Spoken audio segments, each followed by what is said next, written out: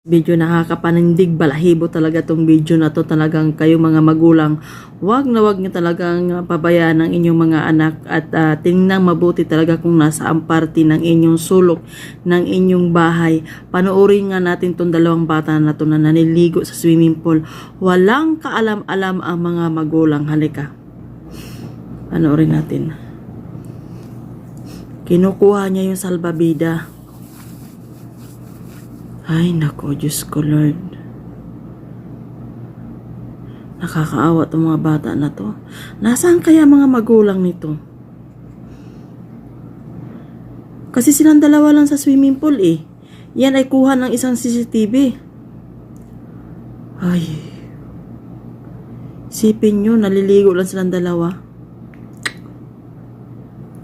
Walang bantay. Talagang gusto niyang kunin yung salbabida. Nakakaawa tong bata na to.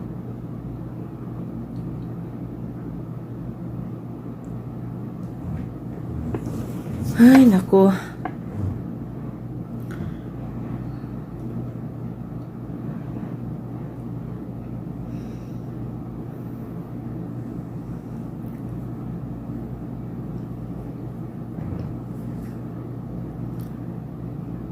Yung isa rin, gusto rin kunin yung isa. Yan, at tinan mo ang nangyari. Ay, alam nyo itong video na to, galing kasi ito sa, sa kabilang apps. Nakuha ko. Viral na viral pala to doon. So talagang ang daming comment na mga nandoon. Na sangkatutak na mga galit na galit sa magulang. Na pinabayaan lang talaga yung kanyang anak. Sus, Diyos ko. Wala talagang pareho silang dalawa. Talagang walang nakakita sa kanila. Walang nagbantay kahit isa man lang sa mga magulang nito. Wala talaga. Talaga nakakapanindig, balahibo tong mga nangyari talaga tong dalawang bata na to. Sa totoo lang.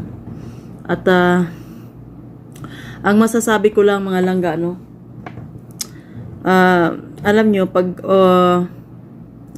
parang ang bigat sa loob. Ang bigat sa loob tingnan tong video na to. Sa totoo lang.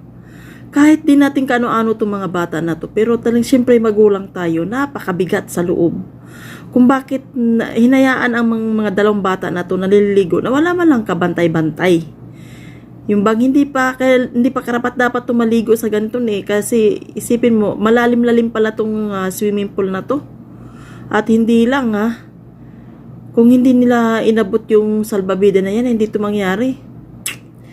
Ay nako, ating pabayaan talaga yung anak natin. Naku po, nandyan yung ating anak, nandyan yung ating kaya nagkaroon tayo ng lakas ng loob sa ating mga anak. Pareho kaya yan, kinat ko lang to, inedit ko lang to. Kasi nakita ko lumutang. Oo, talagang as in, talaga to, mga 3 minutes and 50 seconds to. Itong video na to. So, ayan, yung isa, hanggang dyan lang yan sa video na yan na nasa ilalim na siya. Tapos yung isa naman, gustong-gusto talagang makaligtas kasi nagkukumpisaw yung mga kamay niya. Talagang gustong-gusto makaligtas. Wala kasing matumulong. Wala man lang isang tumulong talaga. Nasaan kaya ang mga partidong mga magulang nito? 'Di ba? Kahit kayo mga magulang nandiyan nanonood ng aking video, 'di ba kayo maiinis diyang tingnan tong video na to? Na iniiwanan lang yung dalawang bata na to na naliligo sa swimming pool. Kahit nga sibong mamalaki na nga yung mga anak natin talagang tinitingnan pa natin talagang syempre. Ay nako, so mga langga. Ayan, mag-comment down below na lang kayo dyan. At shout out nga pala dyan sa aking mga nanonood ng aking mga video. Maraming salamat dyan sa inyo lahat. Uulitin ko po mga langga, mamimigay ako ng 0.8 grams na Lucky Charm na 18 carats na gold. Ayan, Lucky Charm yun 10 katao ang kukunin ko doon plus yung sombrero at saka yung t-shirt na nakalagay yung aking Facebook page dito at saka yung aking YT.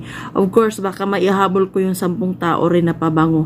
Ayan, nanggagaling dito sa Saudi. So, magiging legit lang kayo dyan. Alam na naman ano yung aking roles dito.